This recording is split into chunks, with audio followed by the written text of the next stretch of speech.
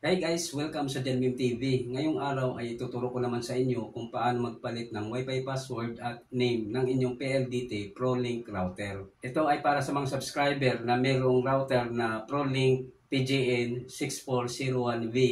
So ganito yan guys, bago tayo magsimula, kailangan nakakonect na kayo sa inyong Wi-Fi router. At kung connected na kayo, ang unang gagawin natin ay mag-open ng internet browser. Kahit anong internet browser ay pwede nyong gamitin. So, itap lang natin itong Chrome. Then, pag nag-open na siya, itype lang natin dito sa address bar yung IP address ng PLDT ProLink router. Itong https://192.168.1.1.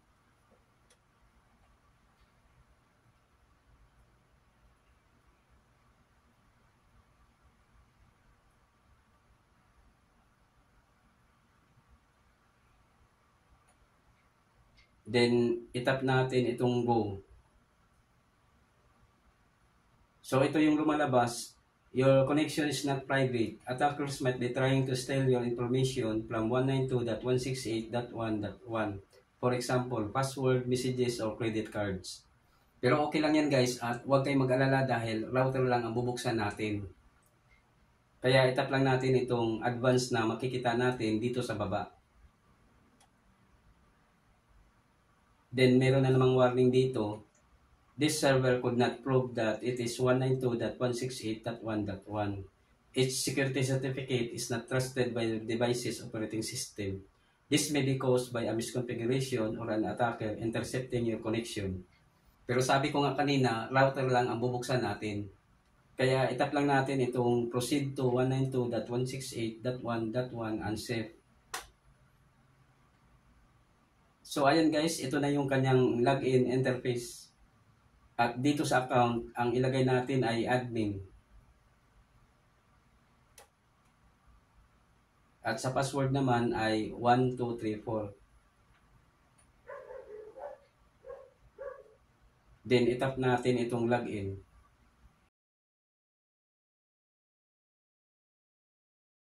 So dito may nakasulat, please change the following password immediately for security reason. So kailangan natin magpalit ng panibagong password. So dito sa new password, kayo na ang bahala kung ano ang gusto nyong ipalit na login password. Sa akin halimbawa, ang ilagay ko ay janmim_tv at 2023.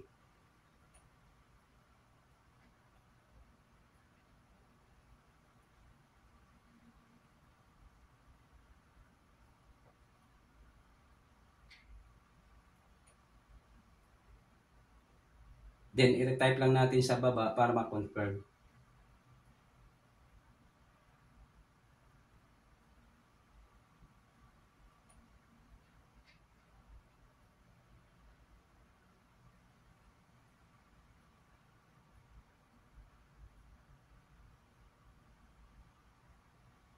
Next, dito naman tayo sa SSID name or yung kanyang Wi-Fi name. At kayo na rin ang bahala kung ano ang gusto nyong ipalit na bagong Wi-Fi name. Sa akin, halimbawa, ang ipalit ko ay janmim.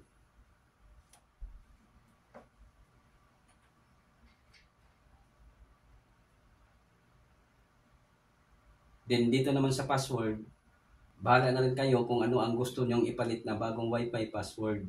Sa akin, halimbawa, ang ipalit ko ay janmim_tv at 2023.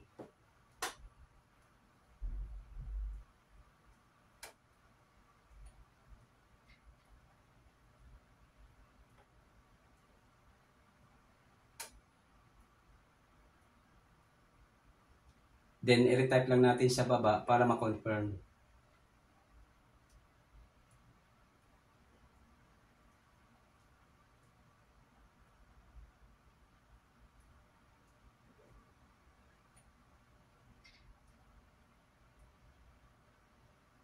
Then, pagkatapos, itap natin itong apply changes. Pagkatapos niyan ay madidisconnect tayo sa ating Wi-Fi router. I-reconnect na lang natin siya ulit gamit ang ating bagong Wi-Fi password. So dito guys, makikita na natin yung ating bagong Wi-Fi name, itong janmim. At itry natin mag-connect dito gamit ang ating bagong Wi-Fi password. So itap lang natin yan. Then i-type natin yung kanyang bagong Wi-Fi password.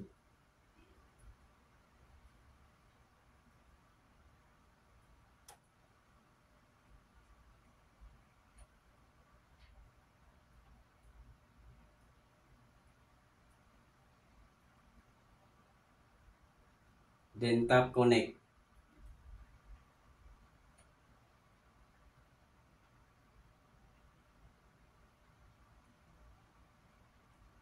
Ayan guys, connected na tayo. Then mag-login ulit tayo sa router. So dito sa account, ang i-type natin ay admin. At sa password naman, i-type natin yung ating bagong login password.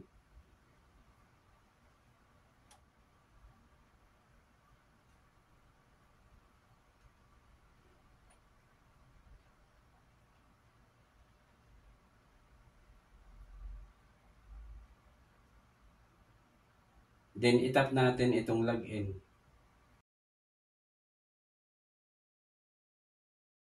So ayan guys, ito na yung dashboard ng PLDT ProLink router. Then i-tap natin itong WLAN. Kung natatandaan nyo kanina guys, iisang Wi-Fi name at Wi-Fi password lang ang pinalitan natin. Yun ay dahil naka-enabled yung kanyang band steering. Kaya magkasama na doon yung 2.4G at 5G Wi-Fi network. Ngayon, kung gusto nyong paghiwalayin yung 2.4G at 5G Wi-Fi network, ang gagawin lang natin ay i-disable yung kanyang band steering. Ayan, naka-disable na siya. At mapapansin nyo dito, naging dalawa na yung kanyang Wi-Fi network, itong 2.4G at 5G Wi-Fi network. So magpapalit ulit tayo ng Wi-Fi name at Wi-Fi password. Unahin natin itong 2.4G Wi-Fi network. So dito sa SSID name, halimbawa ang ilagay ko ay itong Janmim 2.4G. Then dito naman sa password, bahala na rin kayo kung ano ang gusto nyong ipalit na bagong Wi-Fi password. Basta ito ay hindi bababa sa 12 character at mayroong kombinasyon ng uppercase, lowercase, special character at number. Sa akin halimbawa, ang ipalit ko ay janmim_tv at 2023.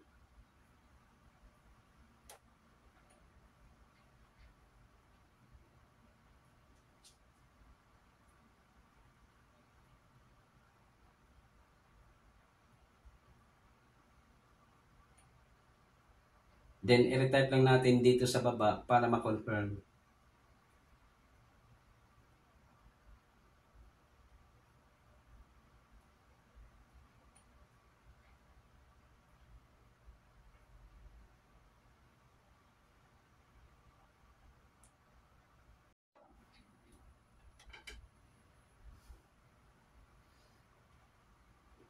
Next, dito naman tayo sa 5G Wi-Fi network.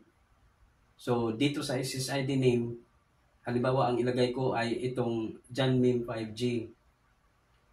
Then, dito naman sa password, bahala na rin kayo kung ano ang gusto nyong ipalit na bagong Wi-Fi password. Basta ito ay hindi bababa sa 12 character at mayroong kombinasyon ng uppercase, lowercase, special character at number. Sa akin, halimbawa, ang ipalit ko ay janmim_tv at 2023.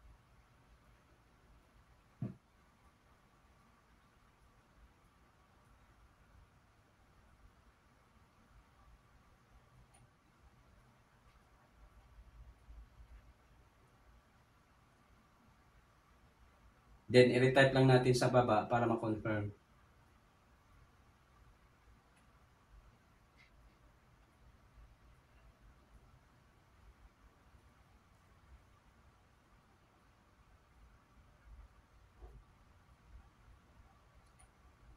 Then, i-tap natin itong apply changes. Pagkatapos niyan ay madidisconnect tayo sa Wi-Fi router. I-reconnect na lang natin siya ulit gamit ang ating bagong Wi-Fi password.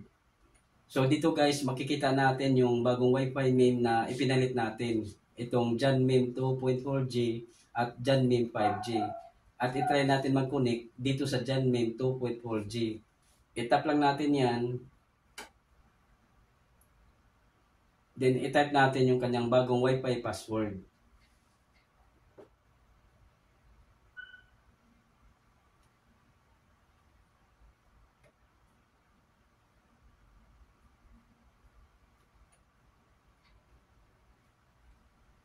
Then tap connect.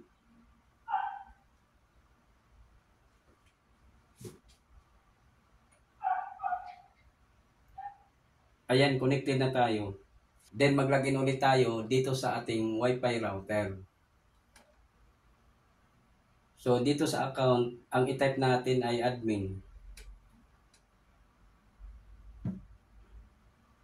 At sa password naman, i-type natin yung ating bagong login password.